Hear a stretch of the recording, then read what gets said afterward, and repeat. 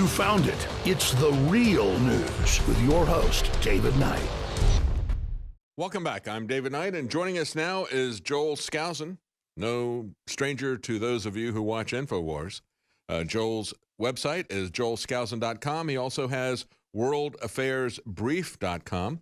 I wanted to get Joel on to talk about a couple of things. One of them, the Bundy trial, because Mr. Skousen, we've now had Attorney General Sessions yesterday. There was a hashtag on Twitter, Sessions Awakes. He's ordered an investigation of Uranium One, but also an investigation of the misconduct by the government prosecutors in the Bundy trial, and also misconduct by the BLM and the FBI there as well. Thank you for joining us. Well, my pleasure. It's good to be with you, David, as usual. Thank you. What do you make of this? The fact that Jeff Sessions has now ordered a third-party investigation of what happened in this Bundy trial. I mean, this is pretty egregious stuff that's come to light in the last week, isn't it? Well, the big story is, of course, that the lead investigator of the Bureau of Land Management has been dismissed as a whistleblower, has indicated and documented then the entire cover-up that went on during the investigative process at the BLM and with the lead prosecutor, Stephen Meyer of Nevada. Mm-hmm. He implicates Stephen Meyer as having covered up for BLM misconduct and withholding of evidence, some severe charges that he has documented in an 18-page memo. Meyer covered this up. His higher-ups at the BLM covered up this whistleblower memo, and he finally had to leak it to the defense of the Bundy case, as well as to Representative Matt Shea in Washington State, who's a real great patriot. And so we now have this 18-page memo, and it is devastating. Yes. A kill book, all these other things. He's got their people's pictures with X's across their face that were with the Bundys, but bragging about how he had previously, under duress, caused people that he was coming after with unjust prosecutions to commit suicide. Had a list that he was proud of the people that he had driven to suicide. Amazing. Yeah. You're referring to Special Agent in Charge Danlove, who is one of the most corrupt deep state agents. It's really a mistake to give the BLM and the IRS and the Department of Education SWAT team law enforcement powers because it goes to their head. This Special Agent in Charge, Danlove, had a kill list.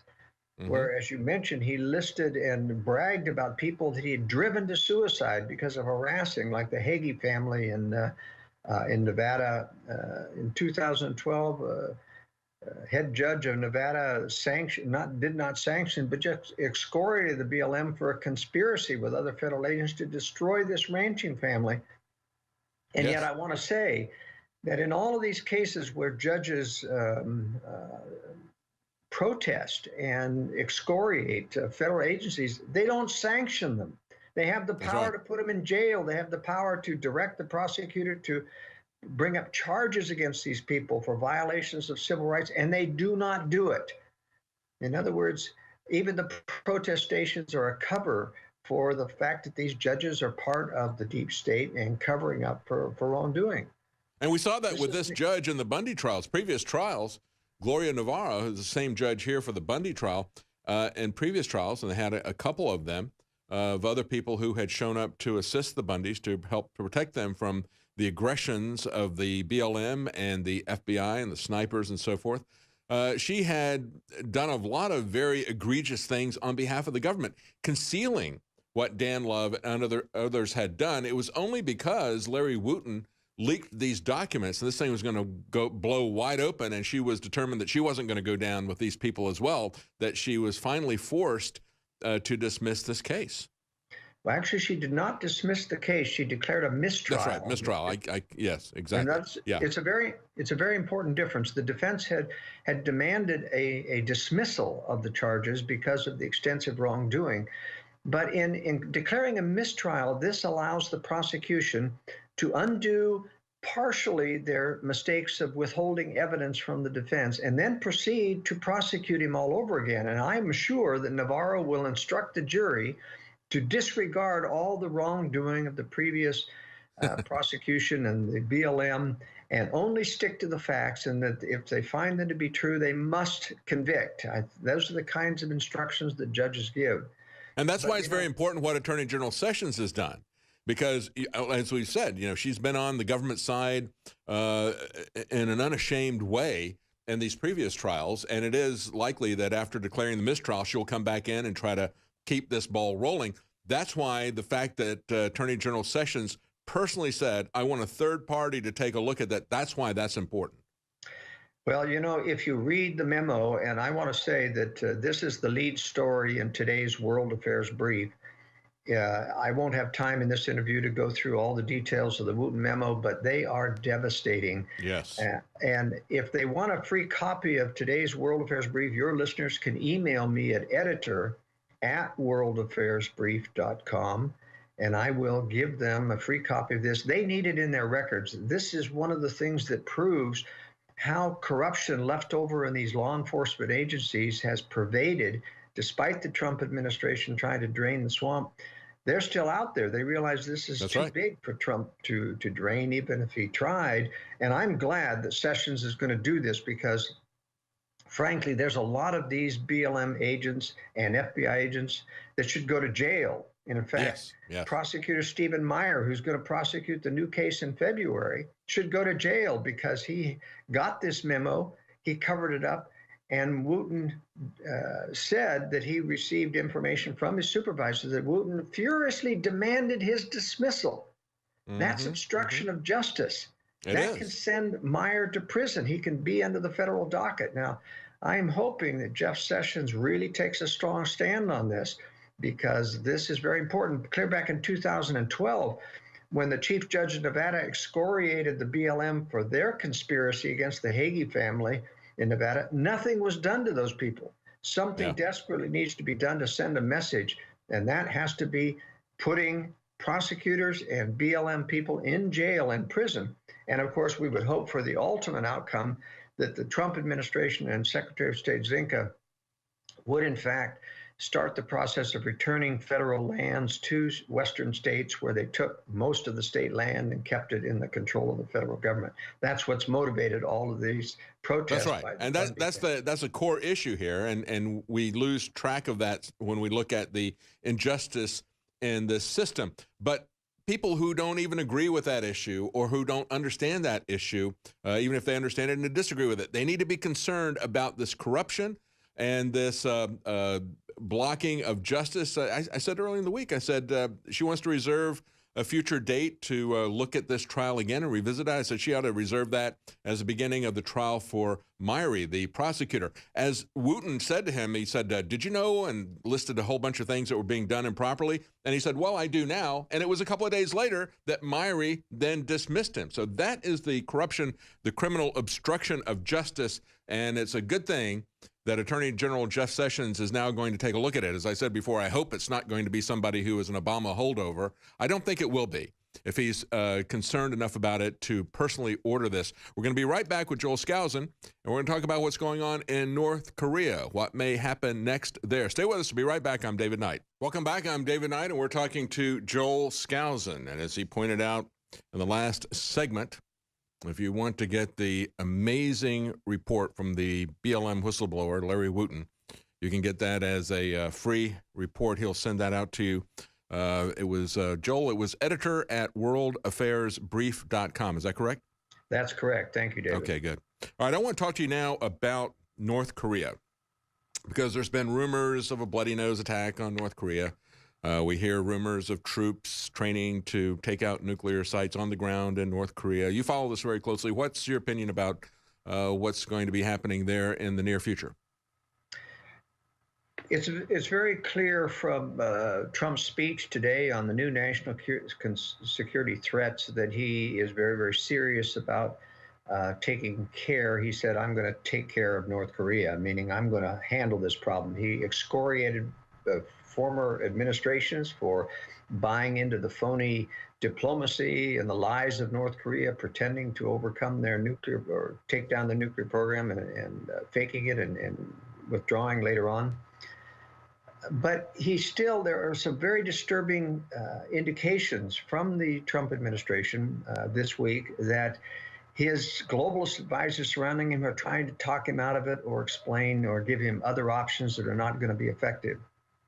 Like For Rex example, this Tillerson. week at the Daily Telegraph, they quoted an unnamed source within the Trump administration that said that they are most likely planning a bloody nose attack, a cruise missile attack on an air base in North Korea to send a message to Kim that we won't tolerate this kind of behavior. This is, I'm a former fighter pilot and military officer in the Marine Corps, and I can tell you this is stupidity. It's worse than stupidity.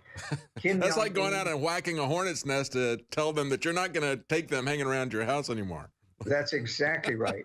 Kim Jong Un is going to launch an attack on Seoul, South Korea, with his massive artillery forces on the DMZ at the least excuse that he has been attacked by the United States. So this is worse than foolishness. Trump has been considering a naval blockade to enforce the sanctions around North Korea, and he certainly has the naval assets to do that with 3 aircraft carrier task forces.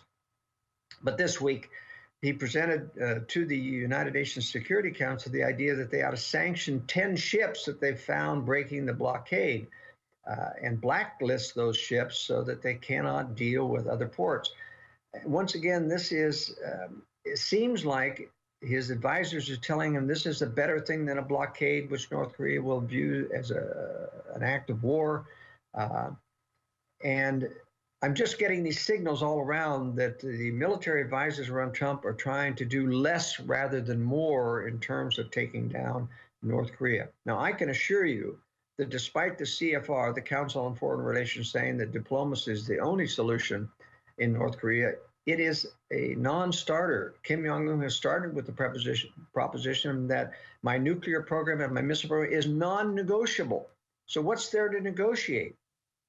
Sanctions. Yeah, he sees that as his ticket to influence in the world. Well, and Trump in his speech continued to downplay, I think, the Chinese threat. There's a new code word being put out called Revisionist Powers, which refers to China and Russia as revisionist powers, whatever that means. I mean, I'm a political scientist. I've never heard that word before. It indicates that they've conjured up a new concept like containment of the Soviet Union, which was nothing more than permissiveness to describe Russia and China, who are, I think, legitimate threats in the long term. Even though Russia's doing the right thing in Syria by blocking the globalist objective, they still intend to strike the West someday with their growing forces of nuclear weapons. And they are certainly not revisionist powers. But it indicates that somebody else, his globalist advisors, wrote this speech for him. This is clearly not Trump's style of what he was saying. And I'm just worried that there's a little too much control. Trump, I believe, has great instincts. He does sense what's right, but he doesn't have the experience or the deep understanding of the workings of the deep state to counter what they're telling him, to counter the military advice, to know what it really takes to stop North Korea from being a threat to the world. And I've outlined that in the World Affairs Brief, that you've got to decapitate the 3 legs of their offensive power, their artillery forces on the DMZ, the missile launch sites, which are numerous, and the air bases. The only one that's really tough, of course, is the artillery forces. I mean, the entire DMZ is loaded with 15,000 artillery tubes. So you would have to do some real area bombing, take a lot of resources to decapitate those artillery forces, but it can be done, and it must be done, because those can instantaneously respond to any other attack that the U.S. may do, and it has to take priority in terms of defanging Kim Jong-un and the North Korean forces. You know, they've had the demilitarized zone there since the end of the Korean War in the 50s, and it's heavily armed, and talking about all the artillery positions that are there. That's why when I look at these couple of defections recently of North Koreans who escaped, and of course one of them was shot many times, still survived. But you know what, look at that. What's your take on this in terms of the status of that demilitarized zone and all the troops there? How do these guys get through in a situation like that? Are they really ready? Are they really prepared if they can have a couple of defectors get through those through that area? Well, it's a long enough border area that it's virtually impossible to station soldiers in every portion of it. And so they did try to escape being soldiers on the front line. They know where the weak spots are. And, they did get discovered, but not before the latest one was far enough away that he could evade being shot, even though they fired at him. So this was in a lesser defended portion of the DMZ. But you've got to remember that North Korea really doesn't believe so far that the U.S. is really serious until Trump came along. I mean, they've even shot an American major decades ago at the DMZ, and the U.S. did nothing to sanction North Korea. North Korea has shelled with artillery an island resort belonging to South Korea, and the U.S. and South Korea did nothing. And do you think that they're going to try to do something as part of the Olympics? Do you think that North Korea would be foolish enough to initiate something as part of that? Well, it is a political football now about the Olympics. You know, the Olympic venues are in the South Korean mountains to the north, very near, within 50 miles of the DMZ. So they're very vulnerable to what North Korea can do. That would probably be viewed as bad form by North Korea to try to intervene in the Olympics. And it's clear that Donald Trump probably wants to avoid any military action during the Olympics. Although I will say that if they start something beforehand as a bloody nose attack, we're going to have a war with North Korea and South Korea during the Olympics, and that's going to cancel the Olympics. That's why venues like Salt Lake City are being considered as alternative sites, because it's very clear to the administration that it may well interfere with the Olympics. That would be an incredibly foolish thing to do, some kind of a bloody nose attack, period, but especially before the Olympics. If the North Koreans were to initiate something during the Olympics, that would bring the wrath of the international community down on them, and that would give the Americans carte blanche to do whatever they wanted to North Korea at that point. So I don't really see an attack taking place in the Olympic Games. Do you agree? No, I do agree, David. In fact, I believe that Trump is planning on something after the Olympics that'll put it in a better time frame all the way around. Although it's very costly to keep those 3 aircraft carrier task forces on station there doing exercises, but I think that's my best guess what will happen. The worst. So that is the time frame in which we're likely to see something is going to be after the Olympics. I think it is. What my greatest fear is that if we have a bloody nose attack and Kim does attack South Korea and we get into a full-blown South Korean war, China, I don't believe, and Russia are ready to back up North Korea and start World War III with the U.S. over this issue, even though North Korea has been designed as the trigger event for World War III for many years. But I wish we had more time, but we got to cut it there. Thank you so much for joining us, Joel, and I'm sorry to have to cut that short. Joel Skousen, you can find him at joelskousen.com. Also, worldaffairsbrief.com. Get that information about Larry Wooten from Joel. We'll be right back. We've got a clip of President Trump signing the tax bill. Donald J. Trump is now president of the United States. Whenever you want to have a debate with a fake liberal, you always resort to violence. We need to wake people up. In ancient times, man roamed the earth in a constant state of hunting or being hunted. Introducing Caveman, where cutting-edge science meets ancient super nutrients. Secure your bottle right now at InfoWarsStore.com.